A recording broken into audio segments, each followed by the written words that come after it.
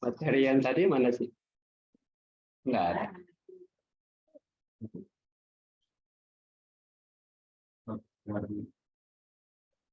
Oh, bisa kirain Dia kamu pisang. Kalau dulu,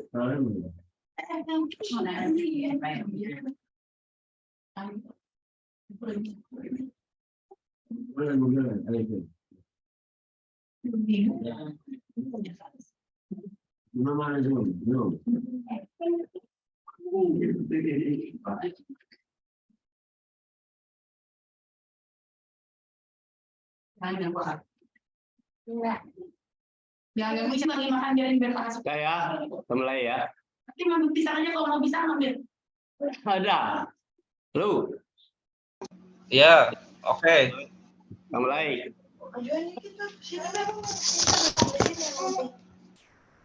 Ya, Assalamualaikum warahmatullahi wabarakatuh.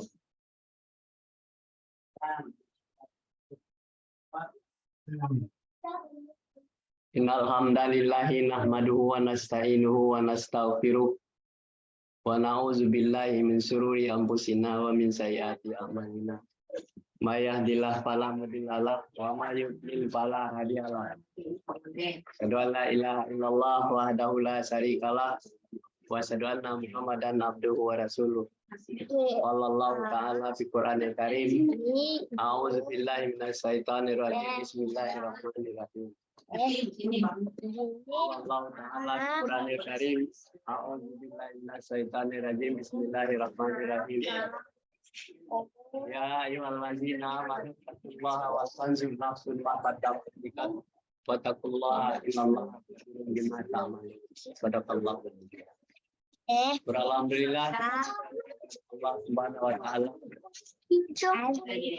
Pagi hari ini kita diberikan nikmat iman, nikmat sehat sehingga kita bisa berkumpul lagi walaupun seminggu sekali. Kita memperbarui iman kita agar kita tetap istiqamah mengikuti ajaran Allah Subhanahu wa taala agar kita itu selamat dunia dan akhirat. Nah, inilah kira-kira. Dan kepada Nabi besar Muhammad SAW kita tidak lupa mengirimkan salawat dan salam kepada beliau dengan perjuangannya, dengan pengorbanannya dan kesabarannya, sehingga dia bisa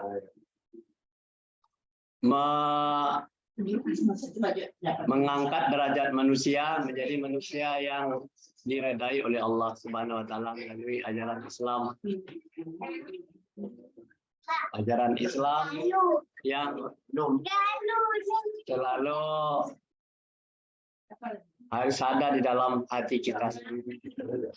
Oleh sebab itu kita akan selalu taat dan patuh kepada aturan-aturan Allah sampai akhir hayat.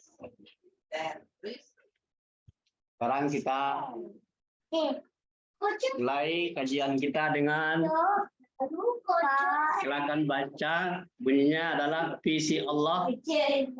Visi Allah mengharamkan manusia untuk saling berselisih dan bermusuhan, karena berselisih dan bermusuhan itu adalah sifat iblis dan setan. Coba baca ayat ya. A'udzubillahi minasyaitonirrajim. Bismillahirrahmanirrahim. Wa ma kana nasu illa ummatan wahidatan fahtalifu walau kalimatan sabakat mir rabbika laqudiya bainahum fima fihi yakhtalifun. Sadaqallahul azim. Baca terjemahannya. Terjemahannya dibaca. Halo. Manusia dahulunya adalah manusia dahulunya hanyalah satu umat, kemudian mereka berselisih, kalau tidaklah karena suatu ketetapan yang telah ada dari Tuhanmu dahulu, pastilah telah diberi keputusan di antara mereka. Tentang apa yang mereka perselisihkan itu, maksudnya manusia pada mulanya hidup rukun bersatu dalam satu agama sebagai satu keluarga, tetapi setelah mereka berkembang biak dan setelah kepentingan mereka berlain-lain, timbullah berbagai kepercayaan yang menimbulkan perpecahan. Oleh karena itu Allah, slide-nya diturunkan.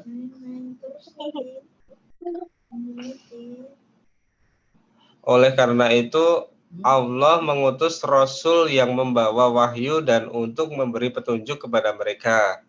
Baca ayat 213 surat Al-Baqarah. Ketetapan Allah itu ialah bahwa perselisihan manusia di dunia itu akan diputuskan di akhirat. Maksudnya adalah diberi keputusan di dunia. Ya, kalau kita perhatikan surat 10 ayat 19, manusia. Ini manusia. Manusia apa saja, asal dia berbentuk manusia. Mulai lahir menjadi manusia, dahulunya hanyalah satu umat. Manusia pertama adalah Nabi Adam alaihi salam. Nah, ini manusia pertama. Nah, jadi pada zaman Nabi Adam alaihi salam itu umatnya satu keluarga, ya kan? Jadi belum ada cerita yang sebanyak perselisihan, permusuhan, tidak ada. Sebab masalahnya satu keluarga. Adam, Hawa melahirkan anak Habil, Kabil, dan semuanya anaknya itu kembar. Laki-laki, perempuan, laki-laki, perempuan. Inilah keluarganya Adam alaihissalam, manusia pertama itu. Umatnya satu. Karena umat satu, keluarga satu, tidak ada yang berselisih. Ya kan? Nah, ini ada kata kemudian mereka berselisih. Kenapa kemudian setelah Adam meninggal? Adam sudah wafat. Nah, ya kan? Kalau tidak ada karena satu ketetapan telah dari Allah. Nah, ketetapan Allah itu apa? Ketetapan Allah itu adalah manusia ketika mulai dari lahirnya itu sudah ditetapkan rezekinya, umurnya, nasibnya, perjalanan hidupnya sudah diberikan ketetapan oleh Allah. Jadi ketika manusia itu akan dilahirkan, ditanyakan, apanya, umurnya berapa, rezekinya bagaimana, perjalanan hidupnya bagaimana, itu ketetapan Allah, ya kan? Ketetapan oleh Allah. Sudah, setelah ada dari Tuhanmu, itu dari Tuhanmu, itu konsep bahwa manusia itu awalnya itu ditetapkan seperti itu. Jadi orang misalnya mau panjang umur, tidak ada.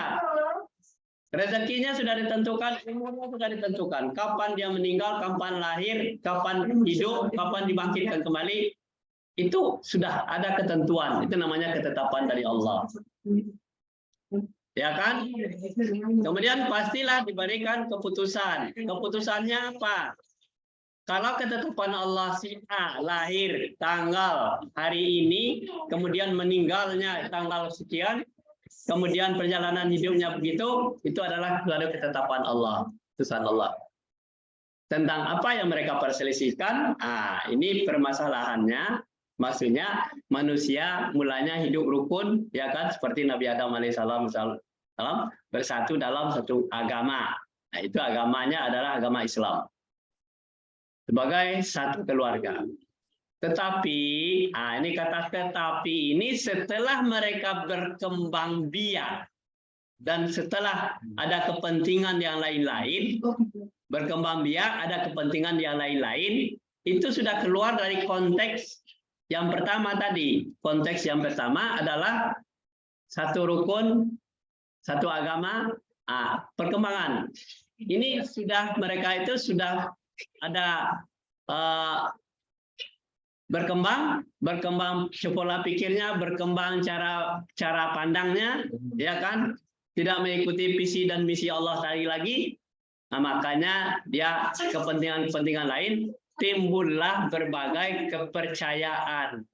Kenapa timbul kepercayaan? Karena si Adam yang tadinya mau menetapkan kepercayaan, yaitu bahwa manusia itu adalah umat yang satu, tidak boleh berselisih. Kepercayaan mereka karena sudah jauh dari ajaran Allah. Itulah namanya timbul kepercayaan. Makanya di Indonesia, di dunia ini adalah setelah Nabi wafat semuanya bertahun-tahun, tidak ada ajaran agama lagi seperti ketika Nabi hidup. Makanya muncul pemikiran-pemikiran yang baru menurut kepentingan masing-masing. Maka menimbullah perpecahan. Itulah masalahnya.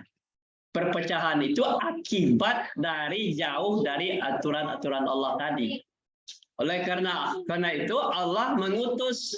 Nah, ini lihat nih, perkembangan manusia yang tadi bermacam-macam ragam perilakunya, beragam cara pandangnya dalam kehidupannya, maka Allah mengutus rasul.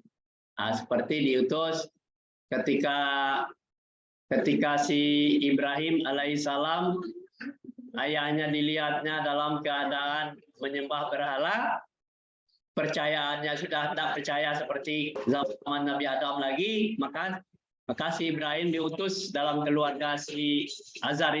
Azar itu adalah tokoh manusia ya zaman jahiliyah. Nah, jadi makanya diutus Ibrahim alaihissalam. Jadi itu diutus untuk menyelamatkan agar manusia itu tidak terjebak kepada hal-hal yang kesesatan, tidak terjebak kepada apa yang keluar dari perintah Allah tadi. Ya, jadi maka diutuslah Nabi. Nah, diutuslah Ibrahim alaihissalam. Ya, sudah itu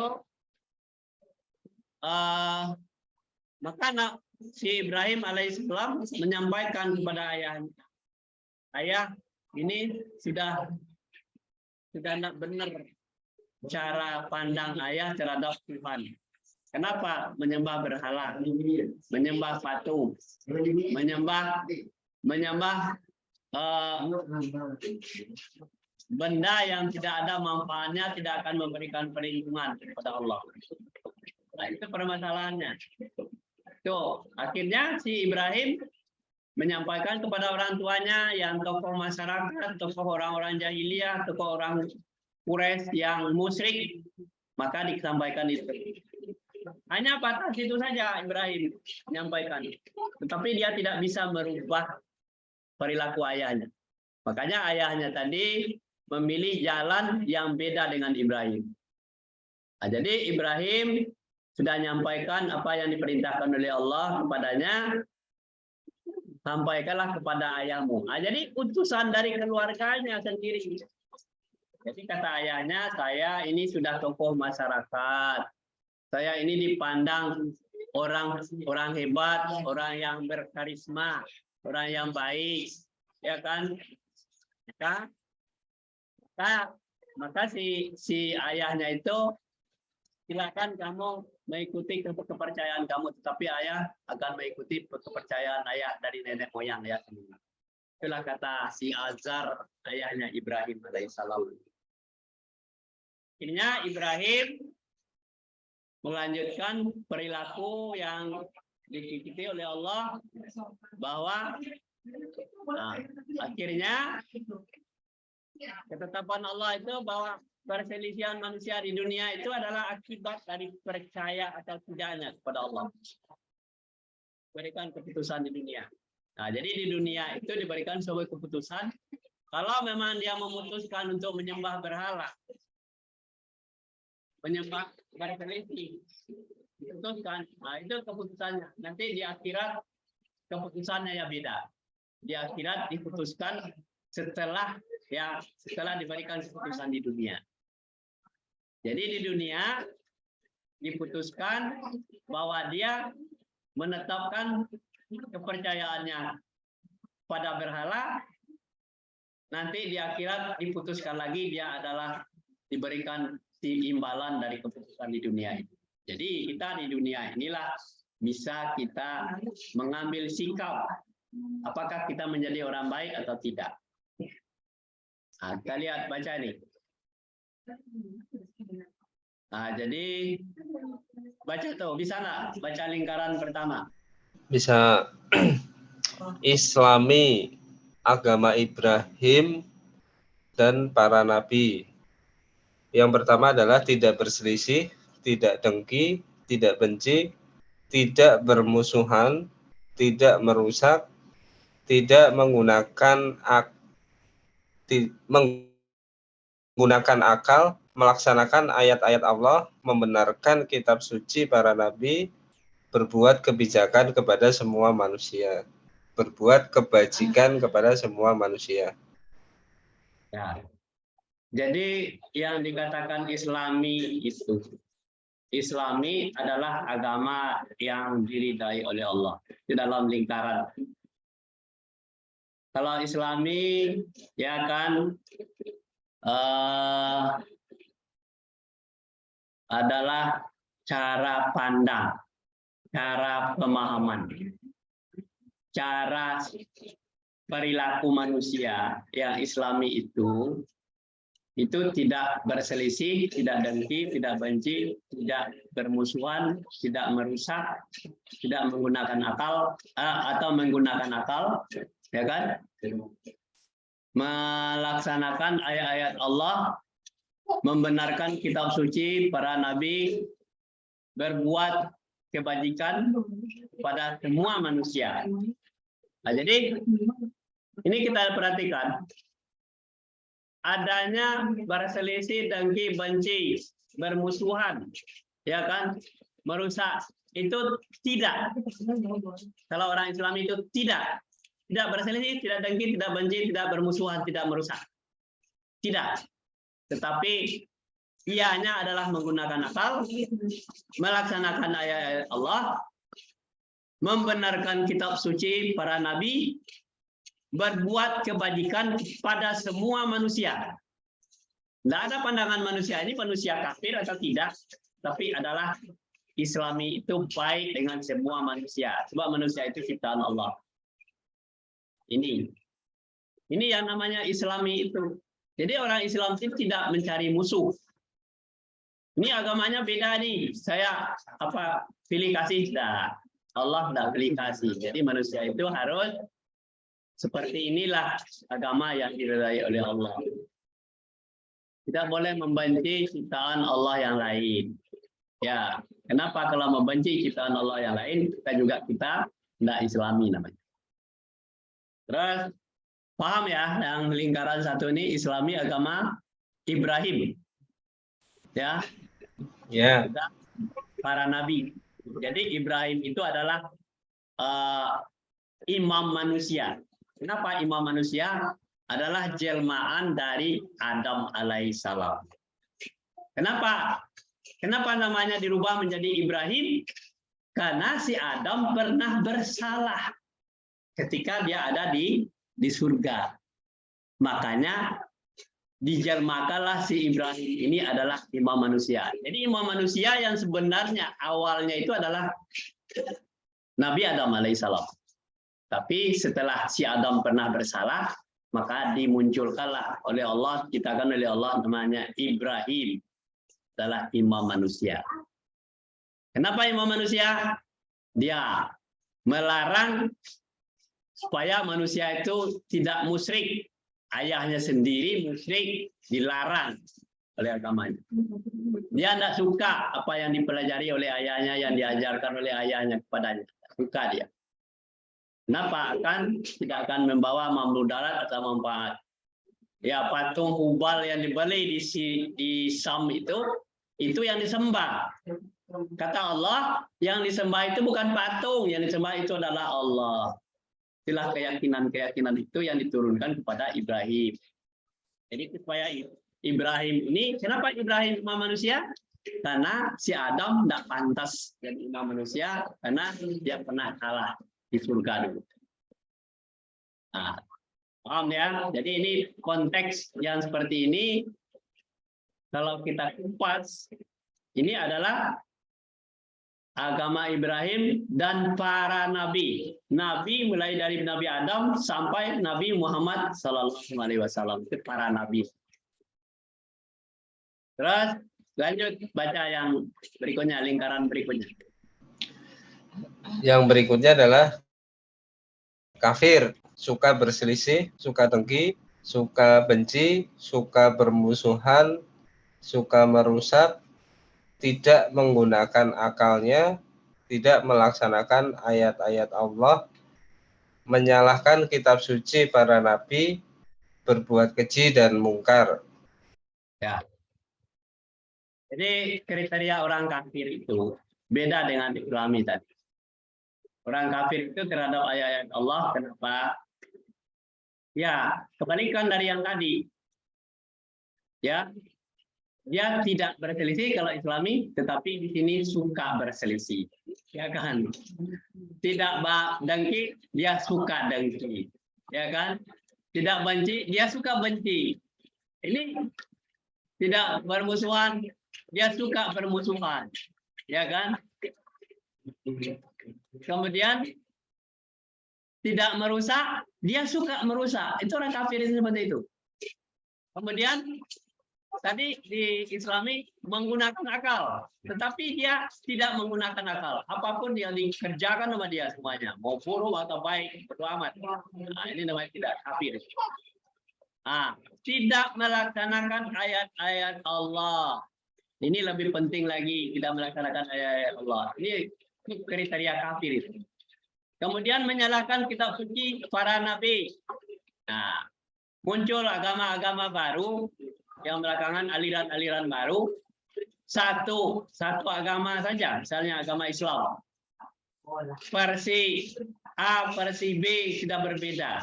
Tidak boleh menyalahkan kitab suci orang lain, para nabi. Kemudian berbuat keji dan mungkar.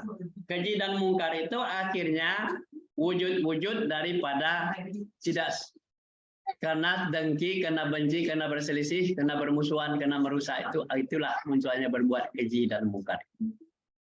Ini kriteria kafir. Jadi kalau kita ada di lingkaran ini, suka berselisih, suka dengki, suka benci, bermusuhan, merusak, tidak menggunakan akal, tidak melaksanakan ayat-ayat Allah, menyalahkan kitab suci para nabi, berbuat keji dan mungkar, ini adalah orang yang di golongan kafir, walaupun dia berKTP Islam.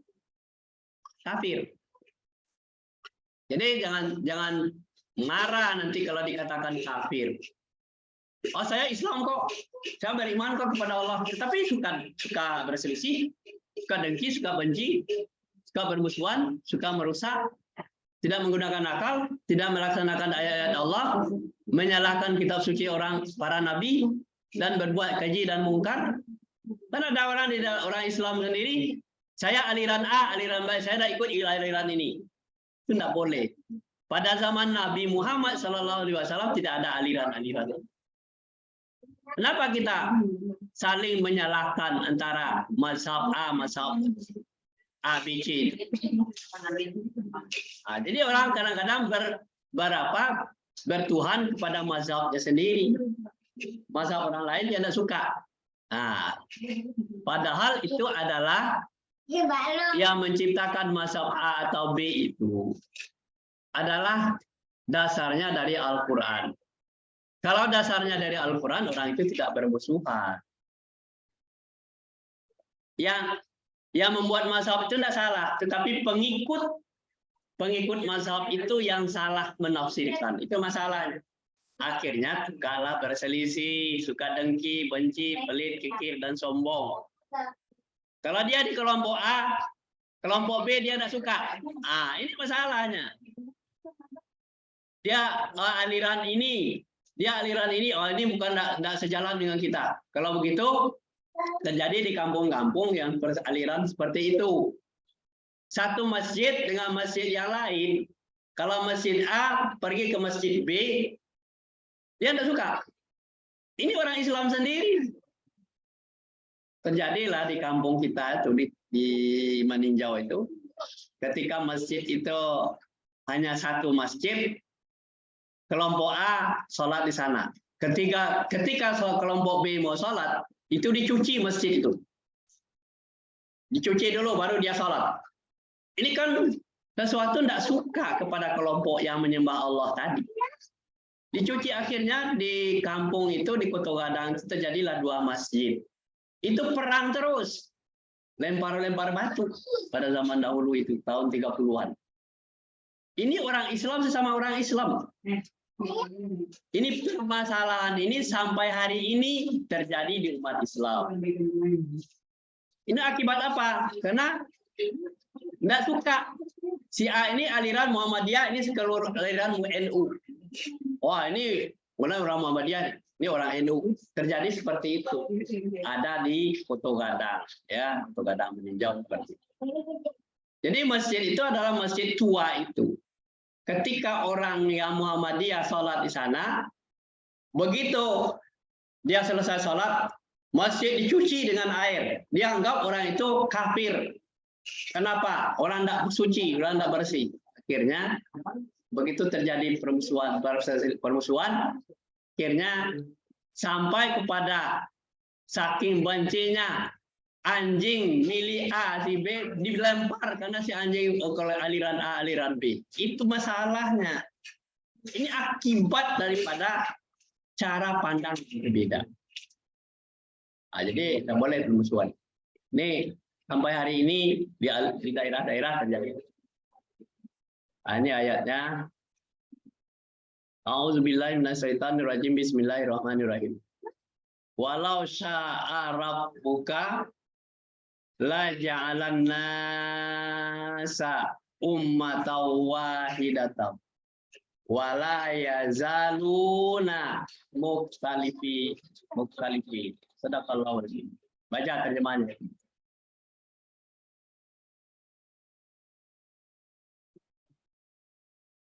Kalau Tuhan dia tapi mereka senantiasa. Nah, jikalau Tuhanmu menghendaki, tentu dia akan menjadikan manusia itu umat yang satu. Tetapi mereka senantiasa berselisih pendapat. Jadi Allah itu sangat toleran kepada manusia. Kalau bagi Allah, kalau yang kafir tadi itu dibunuh, dimusnahkan, gampang bagi Allah.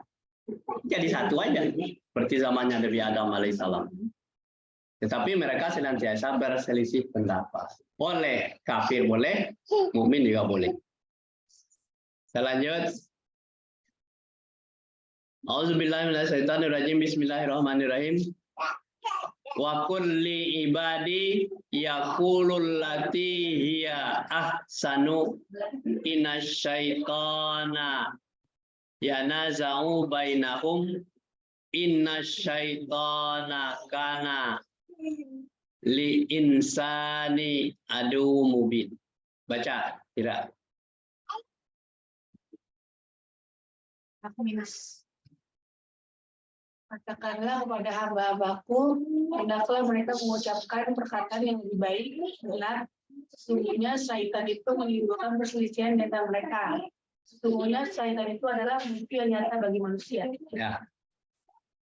Jadi disuruh mengatakan di surat 17:53 ini, ya. Katakanlah kepada hamba-hambaku. Hamba-hambaku itu adalah manusia. Dan namanya manusia itu hamba Allah semuanya. Hendaklah mereka mengucapkan perkataan yang lebih baik dan benar. Yang bicara Allah di surat 17 ayat 53. Bukan kata si A si B. Tetapi perkataan lebih baik dan benar. Itu maunya Allah. Sesungguhnya setan menimbulkan perselisihan di antara mereka. Kalau dia sudah berwujud pengaruh dari setan, maka menimbulkan perselisihan di antara mereka. Setan itu, sesungguhnya setan itu adalah musuh yang nyata bagi manusia. Mengapa dinyatakan bahwa musuh yang nyata? Karena manusia itu akan digiring, anak cucu Adam itu akan digiring oleh setan itu ke neraka semua. Jadi dari dunia itu sudah terlihat bahwa perilaku menyimpang karena dia dipengaruhi oleh setan. Itu masalahnya. Jadi setan itu selalu tidak diam, dia selalu menggiring anak cucu Adam sampai hari kiamat. Dia tidak mati-mati, pengaruhi dari depan, dari belakang, kiri, kanan, hati dan pikiran. Supaya dia tidak berkata yang baik-baik, harusnya berkata yang jelek-jelek aja. Itu kata setan. Tapi kata Allah, hendaklah hamba-hambaku mengucapkan perkataan yang lebih baik dan benar. Kalau kamu mau ikuti hamba Allah, kata Allah, kalau kamu mau ikuti aturan Allah, perkataan yang lebih baik saja dipakai, jangan perkataan yang ditimbulkan oleh setan tadi. Sebab setan akan selalu mengajak kamu untuk berselisih. Kalau kamu berselisih, bermusuhan, bertengkar, kemudian perang, membunuh, akhirnya semuanya melanggar aturan-aturan Allah. Maka tempatnya di neraka. Nih, benang merahnya di sini. Kalau manusia, hamba Allah, harus perkataannya lebih baik dan benar. Kalau dia tidak hamba Allah, dia berkata sesuka hati dia. Jadi kadang-kadang campur aduk manusia. Kadang-kadang dia jadi baik, jadi buruk, jadi apa. Itu grafik akibat dari setan. Bukan akibat dari manusia itu sendiri. Pada dasarnya manusia itu adalah fitrah. Manusia baik. Mulai dari lahirkan itu adalah manusia yang paling baik. Tetapi dia dipengaruhi oleh setan tadi. Karena setan tidak tidur. Dia jauh dari aturan Allah, makanya dipengaruhi oleh setan. Terbawa arus oleh setan. Perlulah kita marah kepada orang yang dibawa oleh setan? Dah. Kita kepada orang yang dibawa oleh setan, kita ajak ngaji, kita belajar supaya dia kembali kepada hamba Allah tadi. Nah, jadi di dalam diri manusia itu ada dua nafsu, ada nafsu mutmainnah, ada nafsu lawamah. Di dalam Al-Quran dikatakan dia ayuhan nafsun mutmainnah irji'i ila sabili rabbik. Hai jiwa yang tenang, kembalilah kamu kepada Tuhanmu. Nah, ini dia katakan, kata kembali kepada Tuhannya, hamba-hambaku, kata Allah. Berarti Tuhannya hamba Allah. Sedang berada di mana? Ya ayuhan nafsun mutmainnah, sedang berada dipengaruhi oleh setan tadi. Menjadi nafsu lawamah. Yang suka merusak, suka benci, suka dengki, pelit, kikir, dan sombong. Itu dia sedang berada di sana, dipanggil oleh Allah. Ya ayuhan nafsun mutmainnah irji'i ila sabili rabbik. Tuh, kata Allah. Jadi penjabaran dari surat 17:53 ini, kalau kita lihat dalam kehidupannya seperti ini, manusia itu akan terombang-ambing kalau dia jauh dari Allah. Itu yang bermasalah. Kita lanjut, ini udah lanjut. Nah, oke, barangkali sampai di sini dulu ya. Ya. Oke, ya. Oke. Kita tutup dengan membaca Alhamdulillahirabbil alamin. Alhamdulillahirrahmanirrahim. Baik. Tadi direkam kan? Rekaman matiin dulu. Udah Ya kamu. otomatis.